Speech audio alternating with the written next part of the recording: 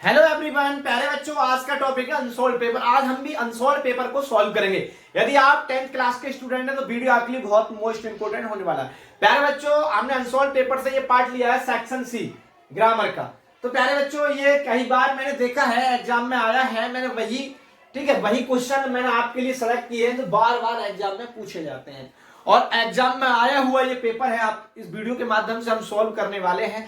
तो प्यारे बच्चों, वीडियो को बिल्कुल स्किप नहीं करना। यदि आप इस चैनल पर नए हैं तो चैनल को सब्सक्राइब करें, वीडियो पसंद आए तो लाइक करें। तो प्यारे बच्चों, देखते हैं सेक्शन सी ग्रामर का ये पार्ट है, वो देखेंगे कैसे क्या है। इसमें पहला क्वेश्चन है कि Rajesh is an intelligent boy, identify adjective. तो इस प्रकार आपको बोर्ड में इस ईयर भी मिलने वाला है इसी टाइप के क्वेश्चन, बिल्कुल ठीक है।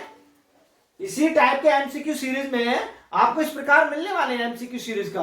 तो वहां ऐसे मिलेगा आपको। तो आपको प्यारे बच्चों इनको बहुत ही ध्यान से पढ़ना है और इनको नोट भी करना है। देखिए, Rajesh is an intelligent boy, identify the adjective. तो आपको इसमें पहचानना है कि जो सेंटेंस है आपका यहां से राजेश से लेके और बॉय तक, इसमें हमारा क्या पहचानना है आपको? एडजेक्टिव। कि राजेश एडजेक्टिव है कि इज एडजेक्टिव है कि एन है कि इंटेलिजेंट है कि बॉय, आपको ये पहचानना होगा प्यारे बच्चों।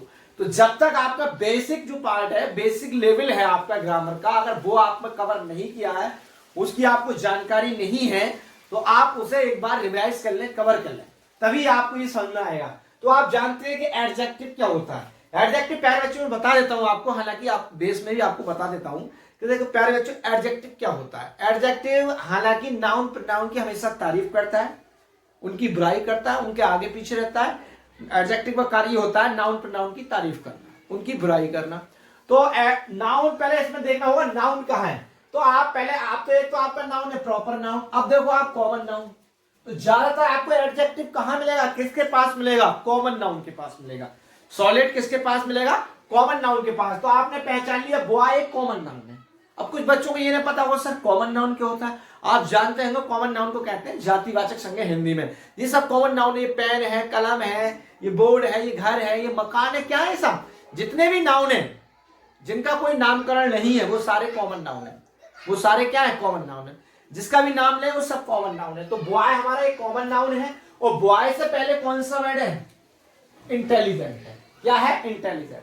तो ये इंटेलिजेंट प्यारे बच्चों यही एडजेक्टिव है। आपने आइडेंटिफाई कर लिया जो बॉय से पहले जो इंटेलिजेंट लिखा है जो वर्ड, क्योंकि इंटेलिजेंट किसकी विशेषता बता रहा है? बॉय की बता रहा है। बॉय को ठीक है, बॉय को हम बॉय की विशेषता बता रहा है, बॉय को मॉडिफाई या क्वालिफाई कर रहा है। तो इसके बारे में वो कुछ ना कुछ एक्स्ट्रा इंफॉर्मेशन दे रहा है कि Rajesh is an intelligent boy. Rajesh क्या है भैया? एक होशियार लड़का है, एक इंटेलिजेंट लड़का है। तो हमारा इसमें जो इंटेलिजेंट है वो देखिए इसमें ऑप्शन दिया है इंटेलिजेंट। तो ये वाला ऑप्शन आपका ठीक होगा, 4 वाला। ऐसे आपको वहां ठीक है भरना होगा सीट में। अगला देखें, she lives in Mumbai for studies. तो एक कोई लड़की है और वो मुंबई में रहती है अपने अध्ययन के लिए। तो वो कह रहे हैं आइडेंटिफाई द वर्ब। इसमें आपको वर्ब को पहचानना होगा। इन जो 4 ऑप्शन दिए हैं तो आपको आता होगा कि सब्जेक्ट वर्ब क्या होता है, आप जानते हैं। तो इसमें मेन वर्ब पूछ रहे हैं हालांकि, तो इसमें मेन वर्ब क्या है? हालांकि हेल्पिंग वर्ब तो है नहीं, तो मेन वर्ब है हमारी लिव्स। हमने तो बताया क्योंकि ये सब्जेक्ट है। दूसरे नंबर पे क्या है हमारी? वर्ब है लिव्स।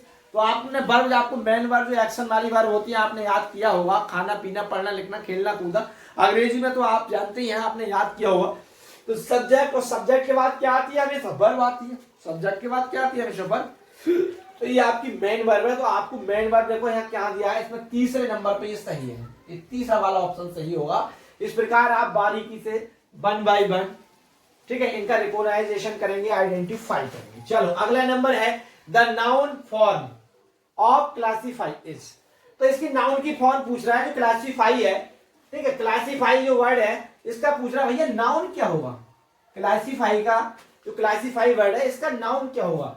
तो देखिए इसमें देखो ये क्लासीफाई नहीं है ना क्लासिफिकेशन, इसमें क्लासिफिकेशन होगा। क्या होगा? क्लासिफिकेशन। क्लासीफाइड तो एक वर्ब है, ठीक है, ये नहीं होगा। क्लासिकल नहीं, ये होगा क्लासिफिकेशन। ठीक है, ये वाला क्लासिफिकेशन वाला इसका होगा। क्योंकि देखिए एक इसमें ट्रिक है। देखो जिस वर्ड के अंत में, पहले बता दे रहा हूं, हालांकि जिस वर्ड के अंत में TION जुड़ा हो, ठीक है, लगा हो, वो वर्ड क्या होता है? 99% क्या होता है बाबू? नाउन होता है। क्या होता है? नाउन। बल्कि हम 100% श्योर कह सकते हैं कि वो नाउन ही होता है। तो आप इस प्रकार कुछ ट्रिक भी बताऊंगा मैं आपको, तो ऐसे आप ठीक है इनको कवर करोगे। तो ये हमारा क्लासीफाई का जो नाउन होगा वो नंबर 2 का ऑप्शन सही होगा।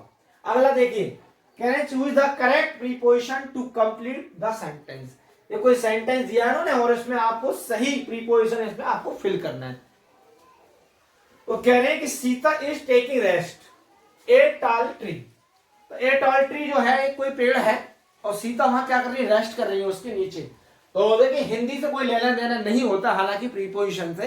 तो कोई लॉन्ग ट्री है, कोई टॉल ट्री है और उसके नीचे क्या कर रही है? वो रेस्ट कर रही है। तो जब कोई वस्तु के नीचे होती है पाई जाए और वो विदाउट टच हो उस वस्तु से, तो वहां हम अंडर का यूज करते हैं। प्रीपोजिशन में उसमें किसका यूज करते हैं? अंडर। तो यहाँ प्रीपोजिशन हमेशा अंडर आएगा इस वाली पोजिशन में। तो यहाँ आपको अंडर भरना होगा, अंडर ऐसे कि Sita is taking rest under a tall tree, ऐसे प्यारे बच्चों। अगला नंबर देखिए, he went to the market to buy some books. तो भैया वो क्या हुआ कि he went to the market to buy some books, और वो कह रहे हैं कि change into the present perfect tense. आपको प्रेजेंट परफेक्ट टेंस आता होगा आपने, ठीक है। सबसे पहले हम क्या करते हैं? टेंसों को ज्यादा कवर करते हैं। ये पार्ट ऑफ स्पीच का पार्ट है, सबसे पहले हमें पढ़ना चाहिए पार्ट ऑफ स्पीच, ठीक है। पार्ट ऑफ स्पीच आपको मैंने बता ही दिया, हालांकि फिर बता देता हूँ। पार्ट ऑफ स्पीच आप जानते होंगे, नाउन है, प्रोनाउन है, एडजेक्टिव है, एडवर्ब है, वर्ब है, ठीक है, प्रीपोजिशन है, कंजंक्शन है। तो ये सारे पार्ट सब पार्ट ऑफ स्पीच होता है। पार्ट ऑफ स्पीच आना चाहिए, उसके बाद हम टेंस कवर करेंगे। तो आपने टेंस पढ़े होंगे तो आप इसका टेंस आसान इजिली, ठीक है, इजिली से चेंज कर सकेंगे। He went to the market to buy some books. अब वो कह रहा है प्रेजेंट परफेक्ट में इसको बोल दिए। तो ये वेंट आपको पता है, ठीक है। वेंट ये कौन सी फॉर्म है? ये वेंट सेकंड फॉर्म है और सेकंड फॉर्म आजीवन, ठीक है, पास्ट इंडेफिनिट में आती है, अफर्मेटिव, पास्ट इंडेफिनिट के अफर्मेटिव सेंटेंस में आती है। तो ये पास्ट इंडेफिनिट का अफर्मेटिव सेंटेंस है हमारा, he went to the market, ठीक है, और टू बाय सम बुक्स। तो इसको हमें चेंज करना है प्रेजेंट परफेक्ट में। तो प्रेजेंट परफेक्ट के आपको पता होगा हेल्पिंग वर्ब क्या आती है? हैज आती है। और हैज का नेचर है कि भाई अपने साथ भी बन लेता है। तो वेंट का यानी कि ये गो का सेकंड फॉर्म है, तो थर्ड फॉर्म क्या होगा? गॉन। क्या होगा? गॉन। तो आपको वेंट की जगह क्या लगाना है? बस केवल हैज गॉन लगाना है, बकाया सब ऐसे ही छोड़ देना, बस ऐसी कॉपी कर देना, बस हो गया, चेंज हो गया। अगला नंबर देखे, शीला सेड टू हिमांशु, ठीक है, can do you something for me. इसका आपको इनडायरेक्ट बनाना है, ठीक है। ये डायरेक्ट का पार्ट है, आपको इनडायरेक्ट में ये चेंज करना है। तो प्यारे बच्चों आप पहले ये पहचानते हैं, पहले आरएस वाला पार्ट पहचानते हैं किसमें है? ये असर्टिव है, इंटरोगेटिव है, ऑप्टेटिव है, इंपरेटिव है, क्या है? तो आपको ये पहले इसका रिकॉग्नाइज करना होगा, इसकी आइडेंटिफाई करना होगा, इसका रिकॉग्नाइजेशन आपको अच्छे से आना चाहिए। तो आप देख रहे हैं can do you something for me. तो जब हमारा देख और पीछे क्या लगा? क्वेश्चन मार्क, और ये कितने के मॉडल से शुरू है। हालांकि मॉडल हो, कोई भी हेल्पिंग वर्ब हो, ठीक है, अगर यहाँ उस सेंटेंस की शुरुआत होती है तो वो हमारा टेंस इंटरोगेटिव कहलाता है। हालांकि मैंने ये पॉइंट आपको कई बार बताया है, ये पहचान। तो अब ये हमारा ये वाला पार्ट इंटरोगेटिव है, तो ये हमारा आरवी है। तो हम सेट टू को किसमें चेंज कर देंगे? जब ये वाला पार्ट इंटरोगेटिव होता है, आस्क्ड में। किसमें चेंज कर देंगे? आस्क्ड में। तो इसको चेंज करते हैं, देखो शीला, इनडायरेक्ट बनाते हैं इसका, शीला आस्क्ड, शीला आस्क्ड हिमांशु, ठीक है, हिमांशु। और यहाँ अब कंजंक्शन क्या आएगा? इफ आएगा। क्या आया है? Conjunction if. इफ कंजंक्शन लगा देते हैं। इसके बाद क्या करना है? इसमें सिंपल बनाना होगा। अब डायरेक्ट हम जाएंगे यू के पास। यू है हमारा सेकंड पर्सन, तो सेकंड पर्सन ऑब्जेक्ट है हमारा हिमांशु, तो ऑब्जेक्ट के अनुसार से चेंज कर दो, ठीक है। आप जानते हैं, हमने एक फार्मूला आपको बताया, हालांकि ये तो सारे बच्चे जानते हैं, नहीं पता तो देखो ये है सन अपॉन 123 वाला, इसको इक्वल, यानी फर्स्ट पर्सन जो होते हैं वो सब्जेक्ट के अनुसार, सेकंड पर्सन ऑब्जेक्ट में, और third person no change. Third person में कोई परिवर्तन नहीं होता है। तो हमारा यू सेकंड पर्सन है, ठीक है, तो ऑब्जेक्ट के अनुसार, ऑब्जेक्ट आदमी का क्या है? हिमांशु। तो हिमांशु के अनुसार क्या हो जाएगा? यू का ही हो जाएगा। क्या हो जाएगा? ही। हिमांशु का प्रोनाउन ही होगा, ठीक है। अब करना क्या है सर? उसके बाद क्या करना है? ये वाले जो हमारा जे वाली जो देख रहे हैं, ये वाला पार्ट किसमें हमारा? आरवी, पास्ट में। तो ये भी हमारा, ठीक है, आरएस भी पास्ट में ही होगा। ये वाला क्लॉज भी किसमें होगा? पास्ट में। तो कैन का क्या कर देंगे हम? कुड। क्या कर देंगे हम? कुड। ऐसे कैन का क्या कर देंगे? कुड। अब कुड के बाद क्या करना है प्यारे बच्चों? अब कुड के बाद आपको ये लेना है कैन डू। अब इसमें वर्ब है डू, तो ये ऐसे ही रहेगा डू। तो ही कुड डू समथिंग, ऐसी कॉपी कर दो, इसको कुछ चेंज करने को तो चेंज कर दो, समथिंग 4 और मी चेंज होगा। मी हमारा कौन सा पर्सन है, फर्स्ट पर्सन है। फर्स्ट पर्सन हमेशा सब्जेक्ट के अनुसार, ये वही तो सी, ठीक है, मी और सीला एक ही है, तो इसका ऑब्जेक्ट क्या होगा, हर।